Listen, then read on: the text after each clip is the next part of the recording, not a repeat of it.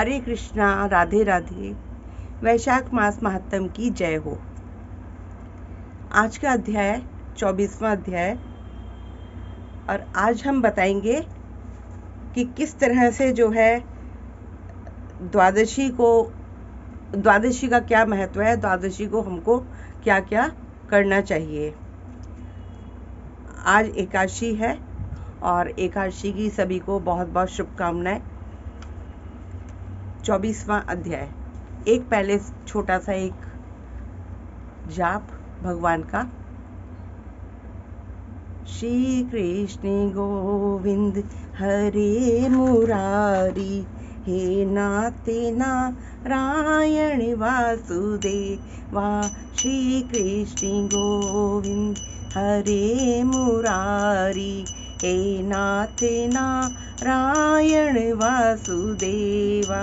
हे नाते नारायण वासुदेवा, हे नाते नारायण वासुदेवा। हे नाथे नारायण वासुदेवा, हे नाथे नारायण वासुदेवा। श्री कृष्ण गोविंद हरे मुरारी, हे नाथे नारायण वासुदेवा। बोलिए कृष्ण भगवान की जय, बोल वृंदावन बिहारी लाल की जय, बोलिए वृंदावन धाम की जय, बोलिए वैशाख मास महात्म की जय हो। शुकदेव जी बोले कि राजन, इन सब पुण्य वर्धनी तिथियों में शुक्ल पक्ष की द्वादशी संपूर्ण पाप नाश करने वाली है। जिसने इस द्वादशी का सेवन नहीं किया, उसके दान तप और व्रत आदि करने का क्या फल है। जो फल गंगा पर ग्रहण के समय सहस्त्र गोदान करने से मिलता है, वही पुण्य जो है द्वादशी के दिन योग्य ब्राह्मण को अर्पण करने से होता है।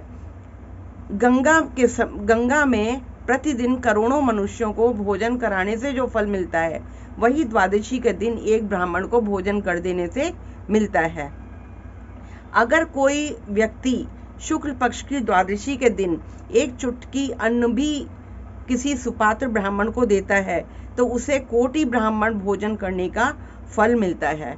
और जो व्यक्ति मधु अर्थात शहद सहित तिल के पात्र का दान द्वादशी के दिन करता है, वह संपूर्ण बंधनों से छूटकर विष्णु लोक को चला जाता है। इतना महात्म है वैशाख मास की द्वादशी का। शुक्ल पक्ष की एकादशी के दिन जो रात्रि में जागरण करता है, वो जीते जी मुक्ति पाता है और उससे सब देवता प्रसन्न रहते हैं। करोड़ों सूर्य ग्रहण और चंद्र ग्रहणों में जो तीर्थों में स्नान आदि करने से फल मिलता है, वो एकादशी के दिन प्रातःकाल स्नान करने से मिलता है। जो मनुष्य द्वादशी के दिन तुलसी के कोमल पत्रों से भगवान विष्णु का पूजन करता है, वह अपने 7 कुलों का उद्धार करके विष्णु लोक को चला जाता है। और जो व्यक्ति वैशाख के द्वादशी के दिन बच्चे सहित गौदान करे, वह अपने कोटि कुलों का उद्धार करके विष्णु लोक का अधिकारी होता है। और जो व्यक्ति शुक्ल पक्ष की द्वादशी के दिन यम, पितृगण, गुरु, देवता और विष्णु भगवान के निमित्त दक्षिणा सहित जल का घड़ा दान करता है, दही और अन्न भी दान करता है, उसका फल सुनो। उसको जो पुण्य प्रयागराज में प्रतिदिन करोड़ों मनुष्यों को 1 वर्ष तक षट रस युक्त सुंदर भोजन कराने से मिलता है, वही फल मधुसूदन भगवान की आज्ञा से उसको मिलता है। और जो कोई द्वादशी के दिन शालिग्राम दान करता है, वह संपूर्ण पापों से छूट जाता है। जो ग्रहण के समय गंगा में सप्त दीपवती पृथ्वी का करोड़ बार दान करता है, उसके समान ही फल मिलता है।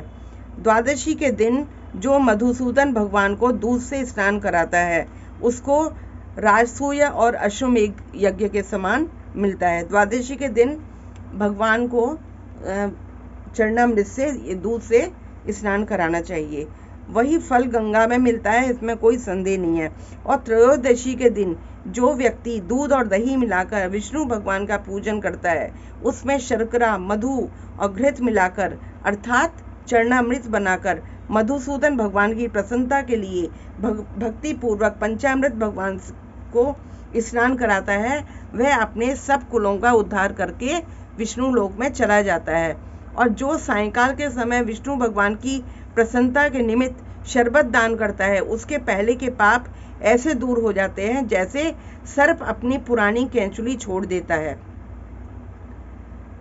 और जो कोई ईख और आम दान करता है, उसके कुटुंब में 100 पीढ़ी तक बराबर संतान चलती रहती हैं।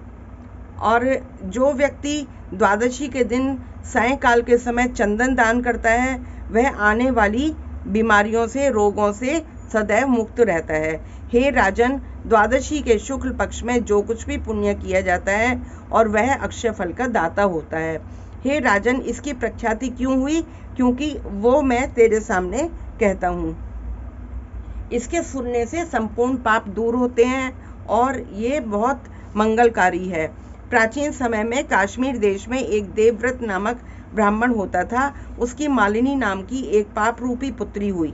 वो कन्या सत्यशील नाम के एक बड़े विद्वान ब्राह्मण से ब्याही गई। विवाह करके वो अपने देश को चला गया और वह अपने देश को चला गया। फिर उसके रूप यौवन संयुक्ता कभी भी पति की प्रिय नहीं हुई। उसे शादी तो कर ली, लेकिन वो कभी अपनी पति की प्रिय नहीं हुई और वह निष्ठुर उससे द्वेष रखे और अतिरिक्त उससे कुछ द्वेष न रखे। अपने पति पर क्रोध करके वशीकरण करने की इच्छा से उसने अन्य स्त्रियों से पूछा कि जिनको पहले उनके पतियों ने त्याग दिया था। तब वे बोली कि तेरा पति वशीभूत हो जाएगा, हमको अच्छी तरह से विश्वास है। हमने तो वशीकरण की औषधि से अपने पति को वश में कर लिया और तू उस योगिनी के पास जब वो तुझको एक औषधि देगी और तू उसको अपने पति को खिला देना और तेरा पति तेरे वश में हो जाएगा, तेरा दास हो जाएगा। ऐसा सुनकर वो स्त्री योगिनी के मंदिर में जाकर योगिनी को प्रसन्न करने लगी। वह दुराचारणी बहुत ही शीघ्र उसी की कुट में पहुंची जहाँ पे 100 स्तंभ बने हुए थे और योगिनी से कहा कि मैं अपनी पति को वश में करना चाहती हूँ, मुझे कोई ऐसी युक्ति बताइए, कुछ ऐसी औषधि बताइए जिससे मेरा पति वश में हो जाए। उसने योगिनी को प्रसन्न करने के लिए योगिनी ने प्रसन्न होकर मन को क्षोभ करने वाले मंत्र बताए। तब उसने नमस्कार करके पैरों की हीरों से जड़ी हुई अंगूठी जो बहुत चमक रही थी उसने भेंट करी। पाँव की अंगूठी को देख के योगिनी बहुत प्रसन्न हो गई और पति के अपमान से व्यथित हृदय का बात जानकर कहने लगी कि ये मैं रक्षा चूर्ण देती हूँ, ये प्राणियों को वश में करने वाला है और ये चूर्ण तुम अपने पति को दे देना, जिसके कारण तुम्हारा पति वश में हो जाएगा। और वह चूर्ण लेके घर में आ गई और संध्या के समय दूध में मिला के अपने पति को दे दिया और उसने और कुछ विचार नहीं किया। उस चूर्ण को पीने से उसको क्षय रोग हो गया। उसके पति को मतलब टीबी जो कहते हैं आजकल, क्षय रोग हो गया, जिससे वह दिनों दिन कमजोर होने लगा। और जब कुछ दिन में जब उसके पति की ऐसी दशा हो गई तो वो दुष्ट पुंचली इच्छा पूर्वक सोचने लगी कि तेज क्षीण हो जाने से व्याकुल इंद्री वाला वह पति रात दिन त्राही त्राही करके पुकारने लगा। बोला, हे शोभने, मैं तो तेरा दास हूँ, मैं तेरी शरण में हूँ, अब तू मेरी रक्षा कर, मैं पर स्त्री की इच्छा नहीं करता हूँ। हे राजन, अपने पति के ऐसे वृतांत को सुनकर बहुत घबराई और सोचने लगी कि अगर पति जीवित रहेगा तब तो मैं कपड़े गहने पहनती रहूंगी। ऐसा सोच के वह योगिनी के पास गई और उसने सारा हाल बताया। उसने पहली औषधि को दाह शांत करने की निमित्त उसने दूसरी औषधि दे दी। औषधि के देते ही उसका पति स्वस्थ हो गया और जिससे पहले चूर्ण से उत्पन्न हुआ जो उसका रोग था वो भी शांत हो गया। अब पति उसका घर में रहता और उसके वश में वशीभूत हो गया। इस कारण जो है वो खुश रहने लगी, परंतु उसके पति को अपनी स्त्री के आगे कुछ भी कहने की शक्ति नहीं थी। इस पाप के कारण उसके शरीर में भयानक पाप नाशक कीड़े पड़ गए। उन कीड़ों ने उसकी नाक, जिह्वा और दोनों कानों में छेद कर दिए, स्तन कट गए, उंगलियां झोट बन गई, मतलब अनेक प्रकार से उसको कष्ट सहना पड़ा और वो अंत में देह त्याग के नरक भोगने लगी। 15-17 वर्ष तक जो है एक ताम्रभाण नगर नामक नगर में दग्ध होती रही। फिर 100 जन्म तक कुत्ते की योनि पड़ी, जिसमें कुत्ते के नाक कान फट रहे थे, कीड़े पड़ रहे थे, पूंछ कट गई, लंगड़ी हो गई और जगह जगह वो घूमती रहती थी। फिर उसने पीछे वीर देश में पद्म बंधु नामक ब्राह्मण की दासी के घर में वो कुतिया बन के रहने लगी और दुख से व्याकुल, कान टूटे, नाक कटी फटी, पूंछ कटी फटी, मस्तक में कीड़े भरे रहते, इस तरह से वो पड़ी रही। इस प्रकार अनेकों जन्म लेके कलेशों से सहती रही। कितना मतलब उसने अपने पति के साथ धोखा किया, कितना बड़ा दुख उसको सहना करना पड़ रहा है। वैशाख की मेष संक्रांति में शुक्ल पक्ष की द्वादशी के दिन पद्म बंधु का पुत्र नदी में स्नान करके पवित्र होकर गीले वस्त्रों से घर आया।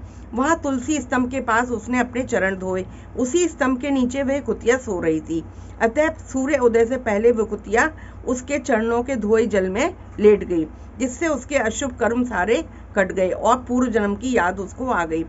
उससे पूर्व जन्म के किए हुए कर्मों को सोचकर ताप से व्याकुल होकर बेचारी करुण स्वर में त्राही त्राही करने लगी, रोने लगी और अपने मुनि से अपने कर्मों का वर्णन करने लगी कि मैंने अपने पति को विष दिया था और इसी के कारण मेरा ये हाल हुआ है। ब्राह्मण ने कहा कि हे ब्राह्मण, जो कोई धर्महीना दुराचारणी स्त्री अपने पति को वश में करती है वो मेरी ही भांति ताम्रभांड नामक नरक में डालकर तपाई जाती है। उसने ब्राह्मण को बताया, पति ही नाथ है, पति स्वामी है, पति देवता है, उसके संग अनर्थ करने से स्त्री भला कैसे सुख पा सकती है। जो कोई अपने पति को दुख देती है वह 100 जन्म तक कुत्ते की योनि पाती है और उसके शरीर में असंख्य कीड़े पड़ जाते हैं। उसको सदा उस स्त्री को अपने पति की आज्ञा माननी चाहिए। मैं तुम्हारे सामने खड़ी हूँ, यदि तुम आज मेरा उद्धार कर दोगे तो फिर मुझे नीच योनि नहीं मिलेगी। हे ब्राह्मण, मैं बहुत दुष्टा दुराचारणी औरत हूँ और मेरा आप उद्धार कर दीजिए। और वैशाख शुक्ल पक्ष में जो पुण्यों को बढ़ाने वाली द्वादशी आती है, उस दिन स्नान करके, दान आदि करके, अन्न भोजन करके जो सुकृत आपने किया है वो आप मुझे दे दो। मतलब जो आपने पुण्य कमाया है द्वादशी के दिन दान आदि करके वो दे दो। उसको दया आ गई, उसने अपना जो फल था उसने उसको कुतिया को दे दिया।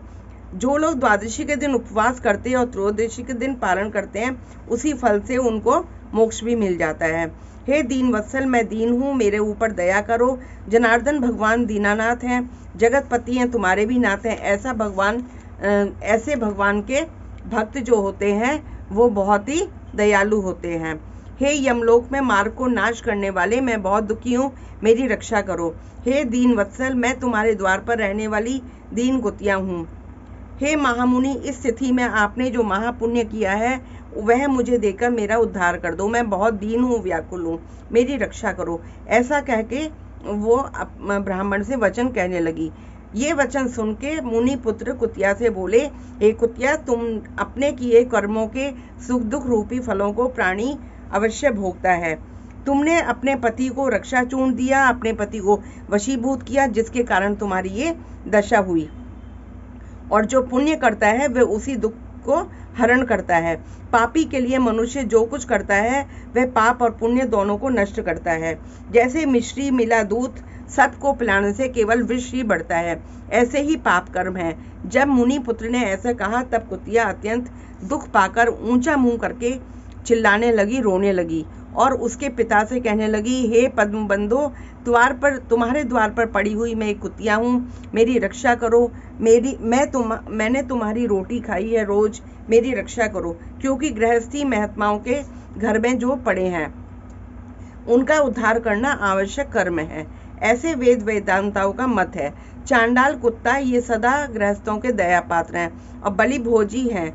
आप अपने पाले हुए असमर्थ रोग से पीड़ित का जो उद्धार नहीं करते वो अवश्य ही नरक में पड़े रहते हैं।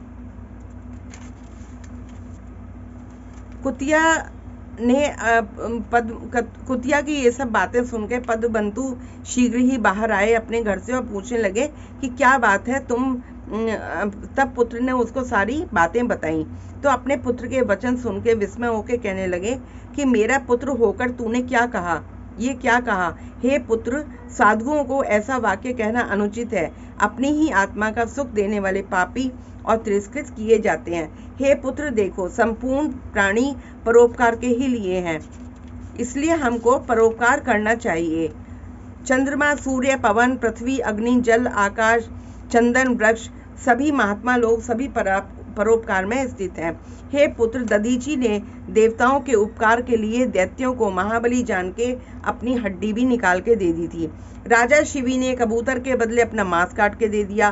तब भूखे शेर ने कबूतर के ऊपर छलांग मारी। जीमूत वाहन नाम का एक राजा पृथ्वी मंडप पर पड़ा हुआ था, उसने भी महात्मा गरुण के लिए अपना जीवन दिया। अतः विद्वान ब्राह्मण को तो सदा दया ही करनी चाहिए। मेघ शुद्ध स्थान पर बरसता है, बादल जो हैं वो शुद्ध स्थान पर ही बरसते हैं, जहाँ पाप होते हैं वहाँ नहीं बरसते। तो क्या अशुद्ध स्थान पर नहीं बरसता है? ऐसा उन्होंने पूछा। क्या चंद्रमा चंडाल के घर प्रकाश नहीं करता है? इसलिए बार बार प्रार्थना करती हुई इस कुतिया के दुख को अपने पुण्य के प्रभाव से मैं दूर करूंगा। जैसे बादल जो है हर जगह बरसता है, चाहे वो शुद्ध जगह हो या अशुद्ध हो। चंद्रमा भी बराबर रोशनी करता है, चांडाल के घर में भी और भक्तों के घर में भी।